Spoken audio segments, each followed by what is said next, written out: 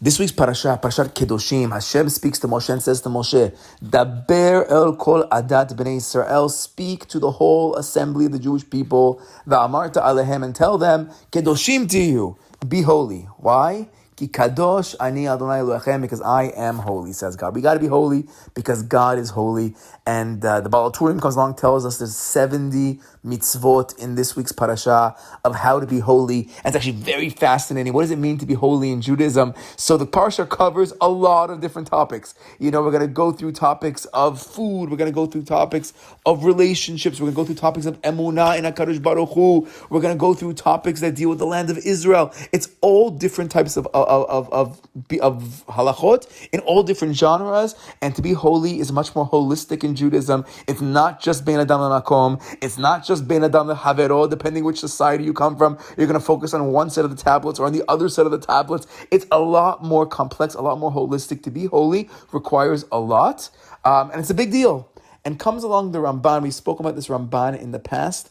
That the Ramban quotes a midrash. Why does everybody have to show up? Why does he say, speak to kol adat bnei Israel? Why is everybody being gathered, and why is it so important? So says the Ramban, quoting a midrash as follows. He says, "Ubemidrash vayikra Rabbah hiskiru ala parasha azo." Rabbi Levi Omer says, you open up the midrash. Rabbi Levi says as follows. Says Rabbi Levi, she'aseret hadivot klulot betocha. You want to know why this parasha is so important? Because if you look closely at the parasha, you're going to see the 10 commandments within the halachot that are in this parasha. And then the Ramban over here goes on to explain. It says, Anochi Hashem Elohecha in the 10 commandments. It says, Bayas Ani Hashem Elokechem. And it's going to go through all of the 10 commandments and show how you find the halacha, a hint to the halacha, or something similar to the halacha in this week's parasha.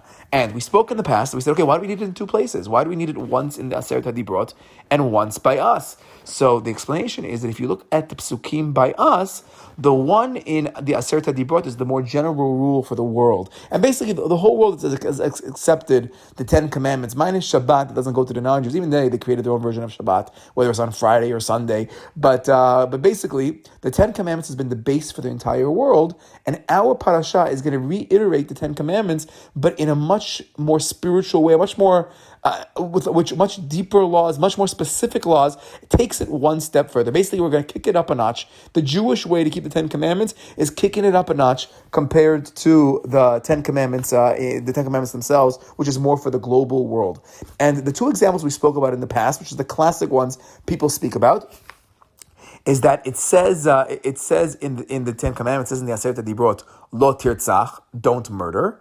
And then it says in our parasha, lo ta'amor al dam re'echa, don't stand idly by while your friend's blood is being spilled. You gotta be open and aware to the world and help those that are in trouble, that are in need. For those of you that are into the whole tikkun olam stuff, this is the basis for it. It's not enough just not to murder. It's not just you can't do the negative. That's the law for the world. We actually got to go out there and make sure and protect people, make sure that people are safe. Okay, so that's taken it one step further. The other example is it says lo tahmod. The last of the 10 commandments is don't covet. What does it say in our parasha? V'ahavta l'recha kamocha. Love your neighbor like yourself. Meaning, you know what it means for a Jew not to covet, not to be jealous, and not to want other people's stuff? You have to go to the opposite extreme and to love your neighbor like yourself. That's how far. So it's not the negative, don't covet, but the positive. To be holy, you got to go out there, you got to actually love him, and love him like you love yourself. That's what it is to not be jealous for a Jew. That's how far we have to go. Okay, that's what we spoke about in the past. But then I heard a beautiful Dvar Torah from Rab Ziering. He says, okay, so a lot of them, if you look through the Ramban and his way of finding them, actually, there are different midrashim, different versions of how to number these 10. But based on this midrash, one that's accepted by everyone, it says in the 10 commandments, kabed et avicha v'et imecha. It says you have to honor your parents. And in our parasha, it says, ish imo v'aviv tira'u. A person, his mother and his father, you have to have fear of your parents. You have to have awe of your parents. So in the 10 commandments, it says, have honor. And by us, it says, have fear. So said Reb Zion, got a great question I never thought of. He says, you would think the opposite. You would think that, the baseline is fear your parents, meaning if they they warn you, don't do this, you listen to them, you make sure that you don't contradict them, and you really show fear for your parents. And then the next level is kaberet avicha v'timecha, love them, go out of your way for them, and take care of them much more. And that would be considered the higher level. You'd expect that to be. So said Reb Ziering, that's only true if you're looking at this halacha only from like a kid perspective. Like a kid perspective, the base is, the fear of the parents. You have the rules. You get hit if you mess up. You got to understand. And then to build the love afterwards, even though I know it's in the 90s, education of parents is much more always to have love, and be friends with your kids. And it totally failed back then in the 90s. But there is a whole idea of kaberet avicha being the base of everything. And they forgot about the fear part. But in the stereotypical idea is you start with the fear of a parent, and then you grow and build the kavod.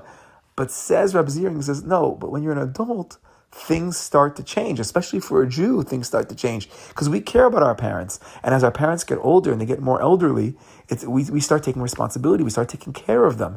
And the kaberet avicha v'timecha, that's the so simple part. My parents who brought me to life, I want to go out there and do as much as I possibly can to take care of them and to love them and to do kavod.